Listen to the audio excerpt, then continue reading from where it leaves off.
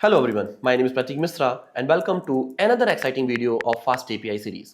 आज की वीडियो बहुत इंपॉर्टेंट है बिकॉज आज से हम स्टार्ट करने वाले हैं the implementation of authentication in our application, right? So हम समझेंगे व्हाट इज ऑथेंटिकेशन, हम कैसे ऑथेंटिकेशन फ्लो क्रिएट कर सकते हैं, राइट? हम कैसे यूजर को रजिस्टर कर सकते हैं, कैसे यूजर लॉग इन करता है, कैसे हम उसको वैलिडेट करते हैं कि पर्टिकुलर जो यूजर है वो हमारी एपीआईज को या हमारे एपीआई एंड पॉइंट को एक्सेस करने के लिए अलाउड है या नहीं है, राइट? ओके, तो पहले बात समझते हैं कि ऑथेंटिकेशन फास्ट एपीआई में कैसे काम करेगा और कौन कौन से स्टेप्स होते हैं, राइट? ओके, सबसे पहले इंपॉर्टेंट चीज है, जब भी हमें ऑथेंटिकेशन इंप्लीमेंट करना है सबसे पहले मुझे यूजर का अकाउंट क्रिएट करना होगा, राइट? तो जिसको हम बोल सकते हैं register user we can simply say, right? Okay, perfectly fine. जब यूजर का रजिस्ट्रेशन हो जाएगा तो इट मींस इस पर्टिकुलर स्टेप में हम यूजर की बहुत सारी डिटेल स्टोर करेंगे। लाइक फॉर एग्जांपल यदि अपन बात करें हम क्या क्या स्टोर करने वाले हैं, तो हम यूजर के स्टोर करेंगे यूजर नेम, मेनली तो हमें दो चीजें चाहिए, next is my password, right? And next is हम हो सकता है हम उसका ईमेल ले लें या हम चाहें तो हम उसका नेम भी ले सकते हैं, ठीक है? मोबाइल नंबर भी ले सकते हैं, ठीक है? एंड बाकी अदर डिटेल जो भी हम चाहें उसको स्टोर कर सकते हैं, ठीक है? परफेक्ट। सो ये हो गए basically details of the user. अब इसमें जो पासवर्ड होगा वो हम समझेंगे। हम पासवर्ड बेसिकली पासवर्ड की तरह स्टोर नहीं करते, हम उसको इनक्रिप्टेड पासवर्ड के फॉर्म में स्टोर करते हैं, राइट? और इसको हम बोल सकते हैं हैश्ड पासवर्ड, राइट? सो यूजर ने सपोज फॉर एग्जांपल मुझे इनपुट में दिया 1234 एज अ पासवर्ड, राइट? तो हम 1234 को तो हम 1234 को स्टोर नहीं करेंगे डेटाबेस के अंदर, हम स्टोर करेंगे 123 का हैश्ड वर्जन। अब हम हैशिंग कैसे करते हैं वो हम डिस्कस करेंगे अभी इसी वीडियो के अंदर, ठीक है? Fine. Now so we have user name, we have hash password, email address, name and mobile number. तो ये हो गया हमारा first step. We can say ये चार चीजें या पांच चीजें हम स्टोर करेंगे अपने डेटाबेस के अंदर, और this is the step one that's called my registration. Perfect. अब रजिस्ट्रेशन के बाद जो नेक्स्ट स्टेप आता है वो आता है log in of the user. Okay, सबसे पहले क्या करेंगे अभी हम करेंगे log in of the user. Okay, so अब log in of the user में क्या क्या स्टेप होंगे, जब बात करें log in of the user में क्या काम करने वाले हैं, तो हम इसमें कुछ स्टेप्स फॉलो करेंगे, ठीक है? जिसमें से जो पहला स्टेप हमारा होगा वो होगा वैलिडेट यूजर नेम। ओके, यदि यूजर नेम सही है then we will say validate password and final जो स्टेप होगा वो होगा हमारा जनरेट JWT टोकन, राइट?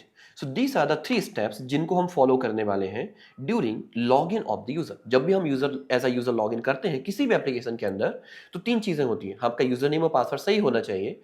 यदि दोनों चीजें सही है तो हमारा जो बैकएंड सिस्टम है वो मुझे एक टोकन जनरेट करके देता है। कैसे करेंगे हम वो सबको डिस्कस करेंगे अभी कमिंग वीडियोस के अंदर, ठीक है? फाइन। नाउ अभी जैसे ही हमारे ये दो स्टेप्स फॉलो हो जाते हैं, which is my log in user भी हो गया हमारा, ठीक है? और हमने यूजर का रजिस्ट्रेशन भी कर लिया। अब जैसे ही हमारा JWT टोकन जनरेट होगा हम इस पर्टिकुलर टोकन को सेंड कर देंगे, इस पर्टिकुलर टोकन को हम सेंड कर देंगे कहां पर? फ्रंट एंड एप्लीकेशन के लिए। बेसिकली आप बोल सकते हो कि हमने रिस्पॉन्स में इस पर्टिकुलर टोकन को सेंड कर दिया। Okay, perfectly fine. इसको मैं ऐसे लिंक नहीं करता हूं, इसको हम करते हैं कुछ इस तरीके से। Okay, perfect. सो हमने रजिस्टर किया यूजर को, लॉग इन किया हमने नेक्स्ट स्टेप में, और जो टोकन गया उसको हमने क्या कर दिया? रिस्पॉन्स में सेंड भी कर दिया।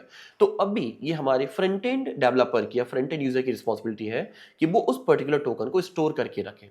क्यों रखना है? Okay, so suppose for example user log इन कर चुका है। अब लॉग इन करने के बाद मुझे वैलिडेट करना है कि क्या पर्टिकुलर यूजर किसी एपीआई को एक्सेस कर भी सकता है या नहीं कर सकता है, राइट? तो हम जब भी कोई नेक्स्ट एपीआई कॉल करेंगे, हम जब भी कोई नेक्स्ट एपीआई कॉल करेंगे, API call, right? May be हमने कहा क्रिएट टास्क, कि जब भी एपीआई कॉल करेंगे तो हम इस पर्टिकुलर एपीआई में साथ में भेजेंगे हमारे इस पर्टिकुलर टोकन को,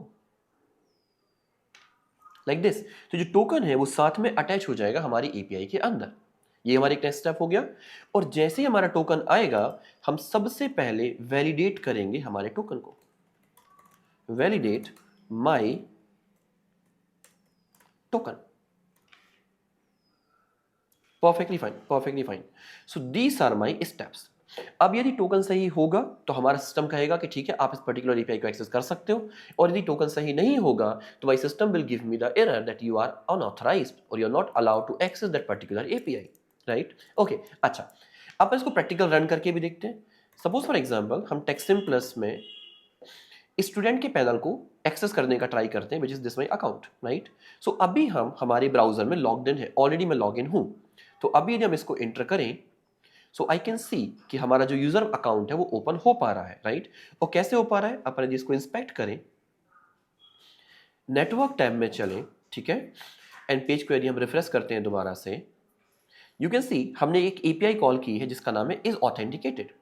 और इस ऑथेंटिकेटेड एपीआई में यदि मैं थोड़ा सा नीचे से स्क्रॉल करूं सो यू कैन सी हमने एक टोकन पास किया जो टोकन जनरेट हुआ होगा, विच is my JWT token, that's called Jason babe token. अभी कैसे जनरेट होगा, कैसे स्टोर होगा, वो सब बात करेंगे अभी कमिंग वीडियोस के अंदर, ठीक है? ओके, सो ये हमने ऑथराइजेशन की के साथ हमने एक टोकन सेंड किया फ्रंट एंड से, कहां पर, बैकएंड के पास।